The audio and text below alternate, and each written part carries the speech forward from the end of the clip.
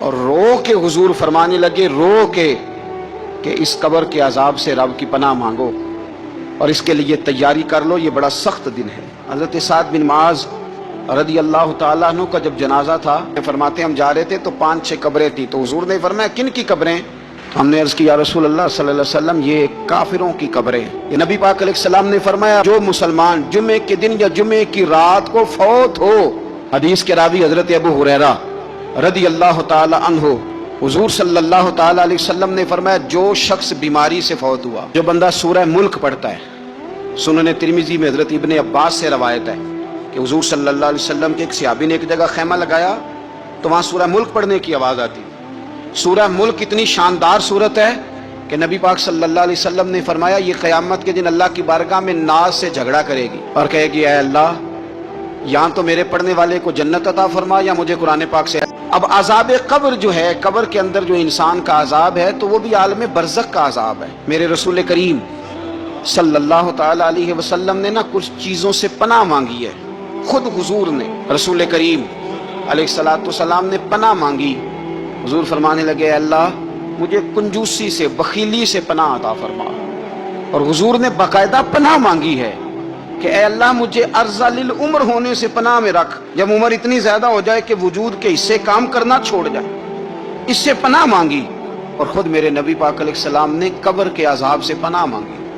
یہ تعلیم امت کے لیے کہ تم بھی پناہ مانگو عذاب قبر سے۔ قبر کا عذاب برحق ہے، قبر کے لیے تیاری کر کے رکھنا، اپنی قبر کو یاد رکھنا، مر جانے کو یاد رکھنا۔ حضرت سعد بن معاذ رضی اللہ تعالیٰ عنہ کا جب جنازہ تھا تو صحابہ کرام فرماتے ہیں کہ حضور نے نماز جنازہ کی امامت فرمائی تو قبر کے تیار ہونے میں کچھ دیر تھی، تو رسول کریم صلی اللہ علیہ وسلم زمین پر بیٹھ گئے اور ایک لکڑی سے حضور زمین کوریدنے لگے۔ ہم وہ انتظار تھے کہ اللہ کے رسول صلی اللہ علیہ وسلم سر مبارک اٹھائیں، ہمیں کو نصیحت کریں۔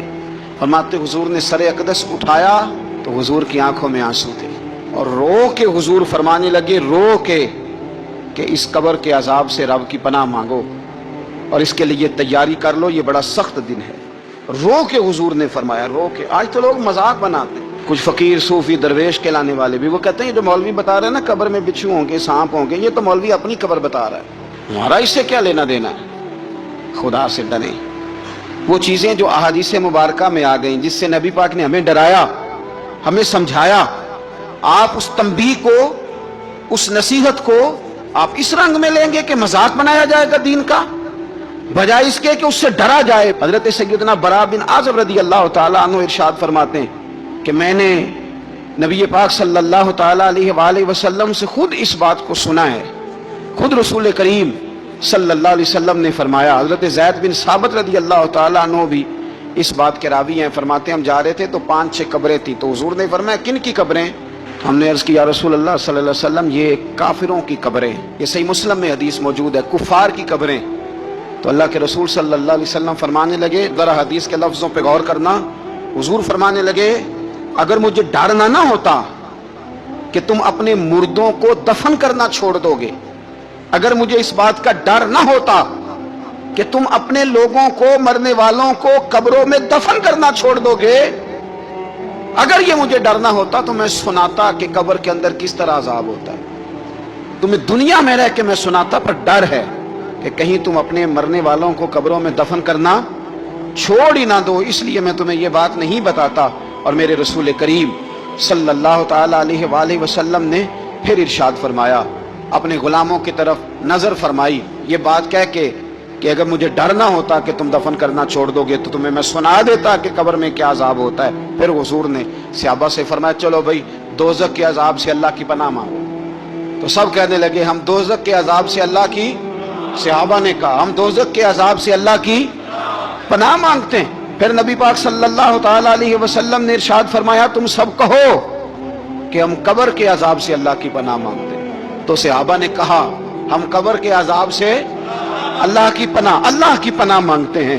پھر میرے رسول پاک علیہ الصلوۃ والسلام نے فرمایا تم کہو، سارے یہ کہو کہ ہم ظاہری اور باطنی فتنوں سے اللہ کی پناہ مانگتے ہیں۔ تو صحابہ نے کہا کہ ہم ظاہری اور باطنی فتنوں سے اللہ کی پناہ مانگتے ہیں۔ پھر میرے محبوب علیہ السلام نے فرمایا تم کہو کہ ہم دجال کے فتنے سے اللہ کی پناہ مانگتے ہیں۔ تو صحابہ کرام نے کہا کہ اے اللہ ہم دجال کے فتنے سے تیری پناہ میں آتے.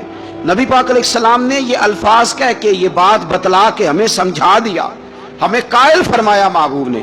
یاد رکھنا, اس بات کو اچھی طرح سمجھ لینا کہ اگر مجھے ڈرنا ہوتا کہ تم اپنے مردوں کو دفن کرنا چھوڑ دو گے تو تمہیں بتلا دیتا کہ قبر میں کتنا سخت عذاب ہوتا ہے.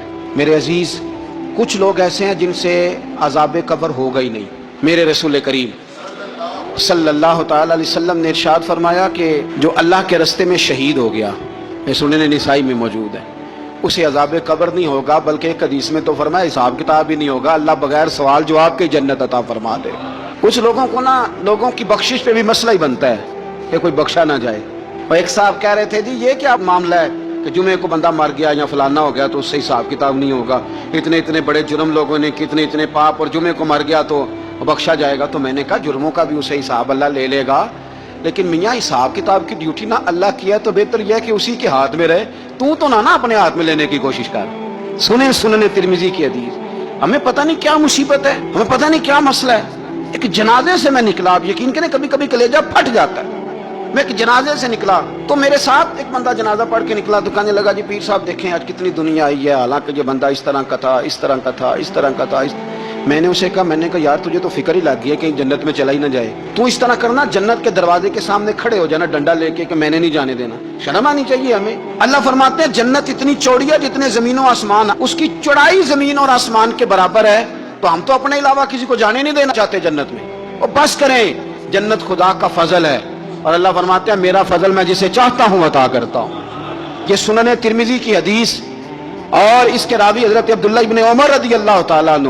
نبی پاک علیہ السلام نے فرمایا جو مسلمان جمعے کے دن یا جمعے کی رات کو فوت ہو, اس کو اللہ تعالیٰ قبر کی آزمائش سے محفوظ رکھتا ہے. جو جمعے کی رات فوت ہو جائے یا جمعے والے, یعنی جمعے رات اور جمعے کی درمیانی رات چلا جائے یا جمعے والے, تو اللہ اسے عذاب قبر سے.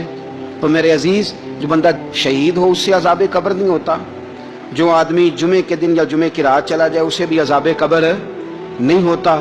اور میرے رسول کریم صلی اللہ تعالی علیہ وسلم نے فرمایا جو بندہ ایک دن اور ایک رات, یہ حدیث صحیح مسلم میں, سنن ترمذی میں, مصنف عبدالرزاق میں موجود ہے, ایک دن اور ایک رات اللہ کی رضا کے لیے اسلامی سرحد پہ پہرا دے. میں اور آپ سوئے ہوئے ہیں, لیکن وہ لوگ جو فوجی بارڈروں پہ کھڑے ہیں, دیکھو مدینے والے محبوب کس کس پہ کرم فرماتے ہیں. ساری عمر نہیں, 24-25 سال کی سروس نہیں, فرمایا ایک دن اور ایک رات اللہ کی رضا کے لیے جو اسلامی سرحد پر پہرا دے, مسلمانوں کو کافروں سے بچائے, رب اسے عذاب قبر نہیں دے گا, اسے اللہ تعالیٰ اپنے فضل سے معاف فرما دے. ایک رات اور ایک, آپ کیا سمجھتے ہیں کہ ان فوجیوں کی کوئی چھوٹی شان ہے, ان کا کوئی چھوٹا مرتبہ ہے؟ ایک دن اور ایک رات اگر یہ پہرا دیں تو اللہ انہیں اتنا انعام عطا کرتا ہے. اسی طرح سن لو, یہ ذرا غور سے سننا, ابن ماجہ کی حدیث, اور اس کے علاوہ مسند ابو یعلا میں موجود حدیث کے راوی حضرت ابو ہریرہ رضی اللہ تعالی عنہ, حضور صلی اللہ تعالی علیہ وسلم نے فرمایا جو شخص بیماری سے فوت ہوا, قربان جاؤں میرے محبوب نے بیماری کا نام ہی نہیں لیا, فرمایا کوئی بھی بیماری ہو, فرمایا جو آدمی بیماری سے فوت ہوا اللہ اسے شہادت کی موت عطا فرمائے گا, اور وہ عذاب قبر سے اور قبر کے امتحان سے بھی محفوظ رہے گا. اور حضور فرماتے ہیں اس کو صبح اور شام جنت کے باغوں میں سے رزق دیا جائے گا. جو کسی بھی بیماری سے مرا, یہ لوگ بیماری سے مر رہے ہیں تو لوگوں نے اچھوت سمجھ رہے ہیں, اچھوت, یہ اچھوت نہیں ہے, اس لیے کہ لوارث نہیں, یہ خدا رسول کے ماننے والے ہیں. تم انہیں اچھوت کہہ رہے ہو اور مدینے والے رسول انہیں شہید فرما رہے ہیں. حضور نے فرمایا جو بیماری سے مرے شہید ہے, وہ قبر کے عذاب سے محفوظ رہے گا اور جنت کے باغوں میں سے اللہ رزق دے گا. لوگ کہتے ہیں دیکھو جی بڑا تانگ ہو کے دنیا سے گیا ہے, تو اس بندے کو بھی عذاب قبر نہیں ہوتا. اسی طرح جو بندہ سورہ ملک پڑھتا ہے, سنن ترمذی میں حضرت ابن عباس سے روایت ہے کہ حضور صلی اللہ علیہ وسلم کے ایک صحابی نے ایک جگہ خیمہ لگایا تو وہاں سورہ ملک پڑھنے کی آواز آتی, کوئی بندہ پڑھنے والا نظر نہیں آتا تھا. جب حضور کی بارگاہ میں عرض کیا تو فرمایا وہاں قبر تھی اور قبر کے اندر بیٹھ کے میرا صحابی سورہ ملک کی تلاوت کر رہا تھا. اگر ہمیں خسرہ نمبر یاد ہو جاتا ہے نا اپنی جگہ کا, اور ہمیں پتہ ہوتا ہے کہ میرے والا حصہ کتنے کروڑ کا ہے, اگر ساری کہانیاں ہمیں یاد ہوتی ہیں تو سورہ ملک بھی ہمیں یاد ہو سکتی ہے. موبائل پہ اس کو ریکارڈ کر لیں, پھر اس کو سنیں, کبھی بھی سورہ ملک میں، اور ہمارے سلسلہ عالیہ میں تو سورہ ملک وظیفہ ہے، ہمارے الوظیفۃ الکریمہ میں اعلیٰ حضرت نے لکھا ہے کہ رات کو سورہ ملک اور سورہ یاسین کے بغیر سونا نہیں۔ سورہ ملک اتنی شاندار سورت ہے کہ نبی پاک صلی اللہ علیہ وسلم نے فرمایا یہ قیامت کے دن اللہ کی بارگاہ میں ناز سے جھگڑا کرے گی اور کہے گی اے اللہ، یہاں تو میرے پڑھنے والے کو جنت عطا فرما یا مجھے قرآن پاک سے علیحدہ کر دے۔ میرے رسول کریم علیہ السلام نے مومن کی قبر کا حال بھی بتایا۔ سنن ترمذی میں، صحیح ابن حبان میں حضرت ابو ہریرہ رضی اللہ تعالیٰ عنہ بیان کرتے ہیں کہ حضور صلی اللہ علیہ وسلم نے فرمایا جب میت کو قبر میں رکھا جاتا ہے تو اس کے پاس سیاہ رنگ والے اور نیلی آنکھوں والے دو فرشتے آتے ہیں اور اس کو اٹھا کے بٹھاتے ہیں۔ باقی حدیثوں میں 3 ہی سوال ہیں، لیکن اس حدیث میں حضور نے فرمایا انہوں نے بس میرے بارے میں ہی پوچھنا ہے، اٹھا کے بس میرے بارے میں صرف یہ پوچھنا ہے بتا مدینے والے محبوب کے بارے میں دنیا میں کیا کہا کرتا تھا۔ تو اعلیٰ حضرت بریلوی تو کہتے ہیں میں نے تو کہہ دینا ہے سرور کہوں کہ مالک و مولا کہوں تجھے، باغ خلیل کا گل زیبا کہوں تجھے، تیرے تو وصف عیب تناہی سے ہیں بری، حیراں ہوں میرے شاہ میں کیا کیا کہوں تجھے، لیکن رضا نے ختم سخن اس پہ کر دیا، خالق کا بندہ خلق کا آقا کہوں تجھے۔ اور پیر میر علی شاہ صاحب کہتے ہیں میں نے وہاں یہ کہنا ہے کہ مکھ چند بدر شاہ شانی ہے تے متھ چمک دی لاٹ نورانی ہے، کالی زلف تے اکھ مستانی ہے، مخمور اکھی ہیں مد بریاں، سبحان اللہ، ماں اجمل کا ماں اکمل کا ماں احسن کا، تے کتھے میرے علی کتھے تیری ثنا، مشتاق اکھیں کتھے جاڑی۔ تو نبی پاک علیہ السلام فرماتے ہیں میرے بارے میں پوچھیں گے، میرے بارے میں۔ ویسے بھی ایک سوال لازمی ہوتا ہے نا، یہ والا سوال لازمی ہے، من ربو کا پوچھ کے نا تو جنت جہنم کا فیصلہ نہیں، ماں دینوں کا پوچھ کے جنت جہنم کا فیصلہ۔ ہاں بات اگر ختم ہونی ہے تو مدینے والے کے سوال پہ ختم ہونی، اس لیے کھل کے نعتیں پڑھا کرو، راج کے درود پڑھا کرو، یہ بات یاد رکھیں، یہ فیصلہ حضور کی ذات پہ ختم ہونا ہے۔ وہ شکایتیں کرتے ہیں نا لوگ آ کے، تو ایک بچی کو ہمارے ہاں داخل کرانے کے لیے ایک صاحب لے کے آئے تو کہنے لگے بڑا عرصہ اسے فلانے مدرسے میں داخل کرایا، سوائے نعتوں کے کچھ بھی نہیں سیکھا اس نے۔ تو میں انہوں نے آخیا چاچا جی جڑی اصل کام سی وہ تو سیکھ گئی ہے نا تہاڈی بچی، قرآن و سنت بھی حضور کی نعت ہی ہے، لیکن آپ کو پتہ ہے کہ بات ختم مدینے والے کی نعت پہ ہی ہوتی ہے، حضور کا پیار اصل ہے۔ تو حضور فرماتے ہیں میرے بارے میں پوچھا جائے گا، وہ کہے گا کہ ان کے بارے میں کیا پوچھتے ہو، اشہد ان لا الہ الا اللہ واشہد ان محمدن عبدہ ورسولہ۔ تو فرماتے ہیں پھر اسے نا ایک طرف کھڑکی کھولی جائے گی تو جہنم کا دروازہ دکھایا جائے گا اور اسے کہا جائے گا اگر تو سوالوں کے صحیح جواب نہ دیتا تو دوزخ میں جاتا، لیکن اب تو نے صحیح جواب دیے ہیں۔ تو حضور فرماتے ہیں اس کی قبر 70 گز چوڑی اور 70 گز لمبی کر دی جائے گی۔ مسجد میں اے سی والے حال میں جگہ مل جائے تو بندہ بڑا سکھی رہتا ہے، اور صبح جائے بینک اور پہلی لائن میں موقع مل جائے تو بندہ بڑا سکھی رہتا ہے کہ میرا جاتے ہی کام ہو گیا۔ او خدا کے بندے، قبر بندے کی قبر، مکان اچھی سوسائٹی میں اچھا خستہ اور سستا مل جائے تو بندہ کہتا ہے کہ سودا بڑا بارے دا لب گیا، بھائی بڑا کمال ہو گیا، مزہ نہیں آ گیا۔ قبر 70 گز لمبی اور 70 گز چوڑی، اور یہ ترمذی شریف پڑھ رہا ہوں، بڑی مزیدار حدیث۔ نبی پاک صلی اللہ علیہ وسلم فرمانے لگے پھر اس کی قبر کو نور سے بھر دیا جائے گا۔ حضور کو پہچان گیا نا، قبر نور سے بھر دی گئی اور جب 70 گز لمبی کر دی گئی تو بڑے پیارے لفظ ہیں حدیث کے۔ حضور فرماتے ہیں وہ بندہ پھر فرشتوں سے ایک بات کہے گا، عربی میں بھی ہے اردو میں بھی ہے، پر میرا دل کرتا ہے پنجابی میں بتاؤں۔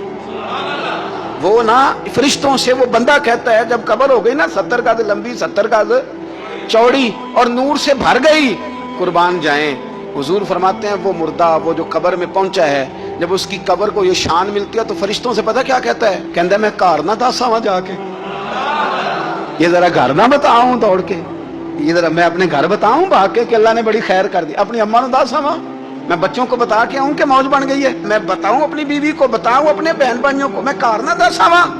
قربان جائیں میرے رسول کریم فرماتے ہیں فرشتے اس سے کہتے ہیں نہیں تو کسی کو نہ بتا، نم کا نومت العروس، تو اس طرح سو جا جس طرح پہلی رات کی دلہن سویا کرتی، وہ بڑے چاؤں میں سوتی ہے، وہ بڑے پریم میں سوتی ہے، نئی زندگی کا آغاز ہوتا ہے تو سوتی ہے، اور فرشتے کہتے ہیں اب تجھے وہی آ کے جگائے گا جو تیرے اہل میں تجھے سب سے زیادہ محبوب ہوگا، جو تجھے سب سے زیادہ محبوب ہوگا۔ میرا تو ایمان ہے کہ ہمیں تو قبر سے آ کے جگائیں گے بھی مدینے والے رسول، کہیں گے آؤ غلاموں چلیں، آؤ غلاموں۔